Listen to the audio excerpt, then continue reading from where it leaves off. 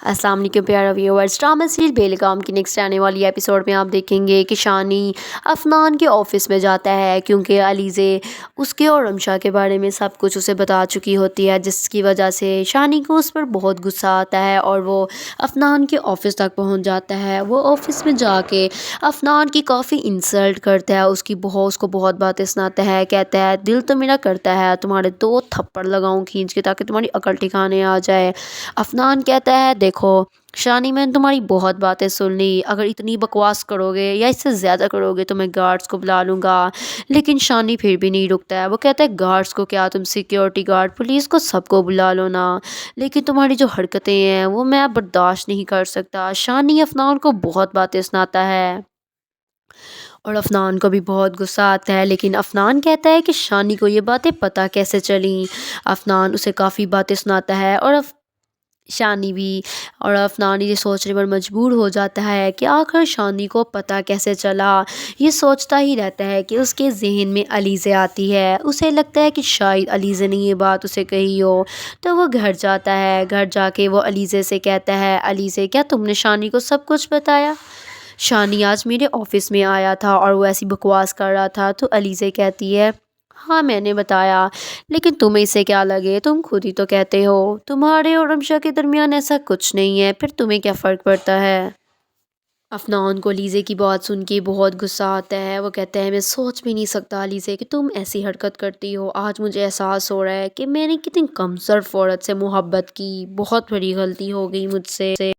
اور وہاں پر رمشا سے شانی بہت غصہ ہوتا ہے۔ شانی گھر جاتا ہے تو رمشا اسے بات کرنے کی کوشش کرتی ہے، لیکن شانی اس کی ایک نہیں سنتا۔ وہ کہتا ہے مجھے تم سے بات نہیں کرنی، بٹ رمشا اس سے کافی بات کرنے کی کوشش کرتی ہے کہ اس کو کلیئر کر سکے، لیکن شانی اس کی بالکل بھی بات نہیں سنتا کیونکہ وہ علیزے اسے سب کچھ بتا چکی ہوتی ہے۔ وہ رمشا کی کوئی بات بھی نہیں سنتا، رمشا بیچاری ویسے ہی واپس نیچے چلے جاتی ہے۔ وہیں پہ دوسری طرف مامو جان کہتے ہیں چلو شکر ہے رمشا اپنے گھر چلی گئی، اس سچویشن میں رمشا کا اپنا گھر جانا ہی بہتر ہے۔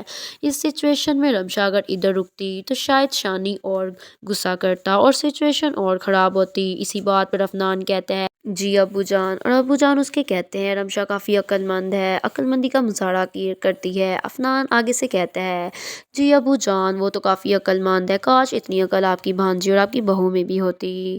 یہ بات سن کر ان کے امو جان کافی حیران ہوتے ہیں کہ یہ افنان نے کیسی بات کی، اور رمشا اپنے گھر کافی پریشان ہوتی ہے کہ میں شانی کو کیسے سمجھاؤں کہ میرے اور افنان کے بیچ اب ایسا کچھ بھی نہیں ہے۔ اور صبح اٹھتے ہیں تو رمشا کو شانی لے کے جا رہا ہوتا ہے کہیں، تو وہ جیسے ہی بائک سٹارٹ کرتا ہے تو رمشا نیچے گر جاتی ہے، وہ بیچاری اچانک سے نیچے گر جاتی ہے اور شانی کافی پریشان ہو جاتا ہے، جلدی سے اسے اٹھانے کی کوشش کرتا ہے لیکن وہ بے ہوش ہو چکی ہوتی ہے۔